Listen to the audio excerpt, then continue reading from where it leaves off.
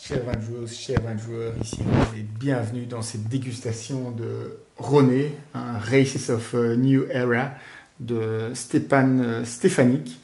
Alors, on aurait envie de dire que c'est un jeu de deck building, mais c'est pas tout à fait ça parce qu'on ne construit pas son deck. En fait, on part avec un deck prédéfini dans un monde post-apocalyptique.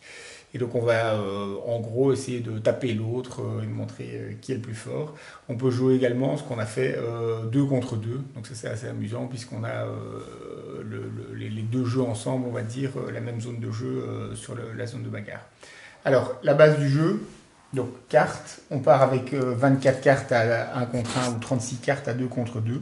On part avec un deck. On a ces cartes en main. Et on a un héros de départ, voilà mon héros ici. Le héros qui a 3 niveaux, vous voyez, niveau 1, niveau 2, niveau 3.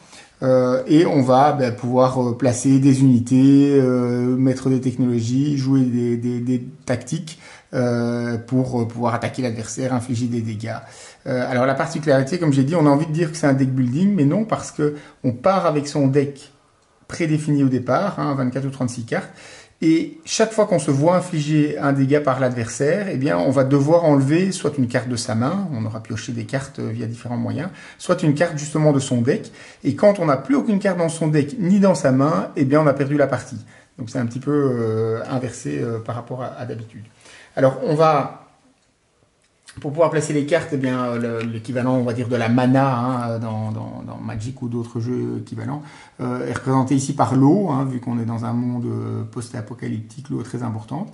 Eh bien à chaque tour, le héros va nous permettre d'augmenter. Ici, mon héros me donne 8 gouttes d'eau. Eh bien, je vais passer de 5 à 13 au début de mon tour. Je tourne simplement ma roue ici jusque 13. Et donc j'ai 13 points à utiliser. Et avec ces 13 points, je vais pouvoir acheter des cartes. Ici, si je veux placer cette carte-ci, ça me coûte 6. Donc ce système est pas mal du tout puisque ça évite la chance d'avoir des cartes terrain, par exemple à Magic ou dans des jeux équivalents. Chacun part avec la même chose au départ et donc après il faut gérer au mieux les cartes qu'on met. Donc il y a quelques habilités spéciales pour les cartes, le fait qu'on peut attaquer à distance, le fait qu'on peut être invisible, le fait que au moment où on met la carte sur le terrain de bataille, eh bien il y a un effet quelconque, un dégât ou autre qui est infligé. Autre petite particularité, c'est qu'on peut recycler des cartes. Donc on a le deck de départ. Chaque fois qu'une unité est détruite, eh bien elle va dans le cimetière. Et ce cimetière, en fait, est composé de cartes qui sont encore disponibles et qu'on peut recycler en payant ici, on voit à droite, 4 cartes qui, elles, seront définitivement écartées. Donc, si je veux recycler cette carte, c'est une action, ça me coûte 4 cartes.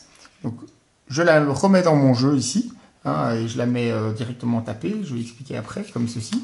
Et je prends 4 cartes du cimetière et je les écarte définitivement, complètement la partie. Donc ça c'est un système un peu intéressant, on peut recycler des cartes. Et enfin, une fois qu'on a ces cartes ici sur le terrain de bataille, soit des unités, soit des technologies, et bien pour les utiliser, soit pour attaquer, soit pour éventuellement utiliser un pouvoir, on va les taper. Et les taper, très simple, vous voyez ici 1, 2, 3. Et là, on a le chiffre 3 qui est en jaune. Et bien, pour pouvoir attaquer, j'ai ici l'attaque en mêlée ou l'attaque à distance. J'ai 0 attaque en distance. Et bien, on va la tourner 3 fois jusqu'au 3. Donc 1, 2, 3. Et au début de chaque tour, toutes les cartes qui sont tapées, on va les rafraîchir, un refresh dans le jeu de 1. Donc je sais que cette carte-ci, une fois que je l'aurai utilisée pour avoir son pouvoir et attaquer, elle est tapée 3 fois, et bien je la récupérerai seulement dans 3 tours. 1, 2, 3. Donc là, il y a une petite notion de gestion du jeu, de gestion du timing de mise des cartes, d'utilisation des cartes, sachant que quand on attaque l'adversaire, eh bien si une unité est active, on est obligé de d'abord attaquer l'unité avant d'attaquer le héros lui-même.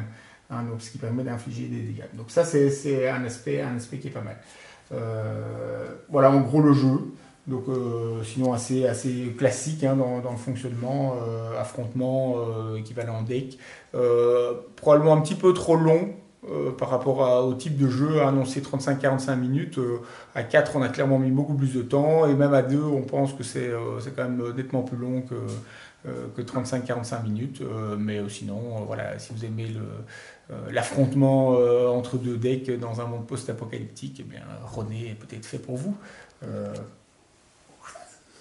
Bonne dégustation.